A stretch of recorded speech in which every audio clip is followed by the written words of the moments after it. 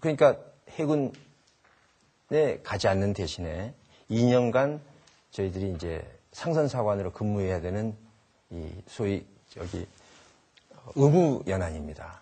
2년간 바다에서 배를 타고 다녔습니다. 그랬을 때 제가 느꼈던 거는, 2년간 배를 타면서, 이 배를 바다에서 몰 게 아니라 육상에 가서 몰아야 되겠다. 이런 생각을 하게 되었습니다. 또 그런 연후에 제가 근무하던 회사에, 배를 탔던 그 근무하던 회사에 말씀을 드려서 저를 좀 육상 근무를 좀 시켜주십시오 하는 부탁을 드렸습니다. 그랬더니, 자네 그 해상 근무 성적이 좋으니까 육상에 전환을 시켜주겠다. 배치를 해주겠다. 근데 이제 기술 파트에 과장대리 정도가 좋겠다. 왜? 1등하게 회사를 했기 때문에. 그런 말씀을 하시길래 제가 그랬습니다. 아닙니다. 제 영업부에 좀 넣어주십시오. 기업이라는 곳이 이익을 창출하는 집단인데 그 돈을 제 손으로 직접 한번 벌어보고 싶습니다. 그랬더니 그 이제 인사 담당하신 분이 자네는 도저히 그런 스펙이 아닐세. 그 오리진을 보건 전공을 보건 또 생김새를 보건 이게 아니니 기술 파트로 가게. 그래서 제가 고집을 부렸습니다. 아닙니다. 제가 꼭 영업을 한번 해보고 싶습니다.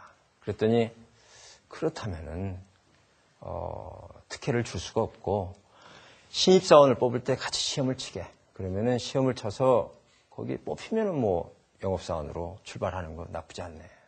그래서 과장대리라는 직책을 마다하고 월급이 한 배 됩니다. 신입사원보다는. 신입사원 뽑을 때 시험을 쳤습니다. 다행히 됐습니다. 그래서 영업사원으로 이제 사원 회사 생활에 출발을 한 것이지요. 얼마나 아까 말씀드린 대로 급여차가 크냐면요.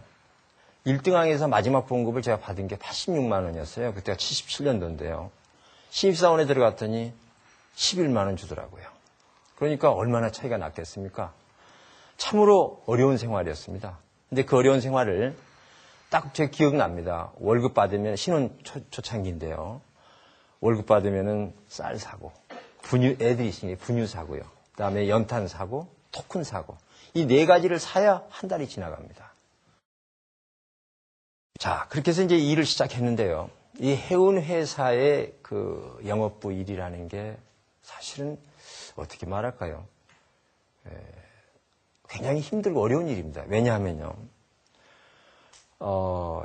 이게 용대선을 하게 되는데 용선과 대선, 선박을 빌리고 선박을 빌려주고 이런 작업을 하는데 우리 한국 시간이 이렇게 닫히면은 영국이 열립니다.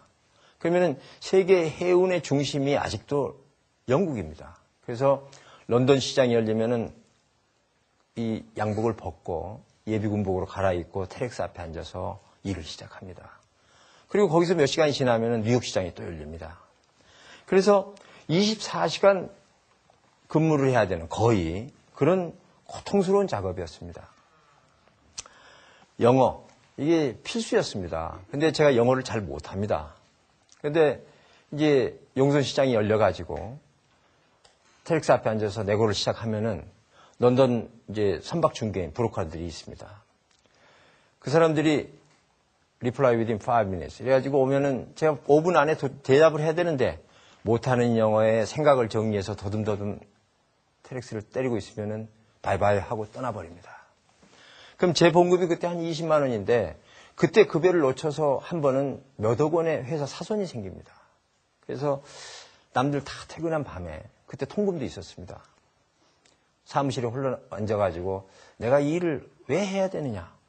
이렇게 해가지고 되겠는가.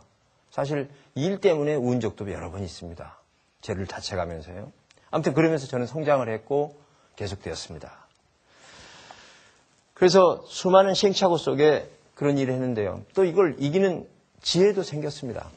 제가 그 사람들이 이렇게 떠났을 때 제가 유리한 카드를 들었을 때 저는 어떻게 했느냐. 이제 한 1년쯤 지난 다음이죠. 이제 그 사람들 시간에 가지 않고 한국 딱 느긋하게 아침 먹고 출근해서요. 한국 오프닝에 딱 앉아서 제가 유리한 카드를 들었을 때 전화를 합니다. 그 자고 있는 영국, 그리스, 노르웨이 사람들 깨웁니다. 내가 이런 배를 찾고 지금 이 배를 쓰겠는데 이 배에 대해 용선 결정을 10분 안에 선주의 결정을 받아와라. 전화로 저는 부탁을 합니다. 그래서 그 사람들이 그 안에 못 오면 저도 점잖게 바이바이 하고 떠났습니다. 그렇게 이제 주고받고 하니까 이 사람들도 비록 영어를 천천히 하고 하지만은 절대 이렇게 완웨이로 출퇴해서는 안 되겠다 하는 생각들을 하게 되었던 것 같고 그 다음서부터는 공정한 대접을 받을 수도 있었습니다. 아무튼 철저한 준비와 노력만이 살 길이다 하는 걸 느꼈고요. 여러분한테 드리고 싶은 얘기는 이 일을 하되 멋지게 하면은 돈은 따라와 있습니다. 그러니까 저는 지금도 저희 임직원들한테 그 얘기를 합니다. 행여 돈 벌려고 열심히 하지 마십시오. 일을 멋지고 바르게 하십시오. 그러면 돈은 따라와 있습니다. 그래서 이런 일을 하면서 느꼈던 거는 제가 여러분들한테 드리고 싶은 말씀이 이런 메시지입니다. 정리해보면요. 어느 회사가 여러분도 마찬가지 길을 가실 거라고 봅니다. 회사를 입문하시면 한 2, 3년은 제너럴리스트로서 이제 교육을 받고 회사 전반에 대해서 공부하시게 됩니다. 그 시간이 되면은 여러분들의 스페셜리스트가 되어야 됩니다. 반드시. 어느 한 부문에서는 여러분들이 그 사내에서 남들이 추월하기 어려운 확실한 스페셜리스트가 되셔야 됩니다. 그래서 그게 자기 꽃을 피우다 보면은 이제 시간이 또 가겠죠. 한 10년 지나고 나서는 다시 제너럴리스트로 돌아서는 그런 게 회사 생활의 그 패턴이 아닌가 제 마음속에 그런 정리를 해봤습니다. 자, 그래서 이제 그렇게 직장 생활을 재미있게 하고 있었는데 또 한 가지 재미있는 일이 발생합니다. 90년도에 이라크가 이 쿠웨이트를 침공합니다. 그래서 미국이 전쟁 물자를 이제 수송하기 시작합니다. 전 세계의 연합군을 만들어서요. 그랬을 때 이제 한국 정부에도 지원 요청이 왔습니다. 미국 정부에서 전비 지원을 좀 해달라. 그래서 한국 정부에서 고민하다 우리가 수송을 해드리겠다. 그런 제안을 했습니다. 그 물자들을 수송해드리겠습니다. 그래서 미국에서 흔쾌히 오케이 해서 이제 수송 지원을 하기로 했는데 그때 기억나는 게 평일날 오후 시간이었습니다. 거의 퇴근 시간이 가까워졌는데 저 책상에 전화가 왔습니다.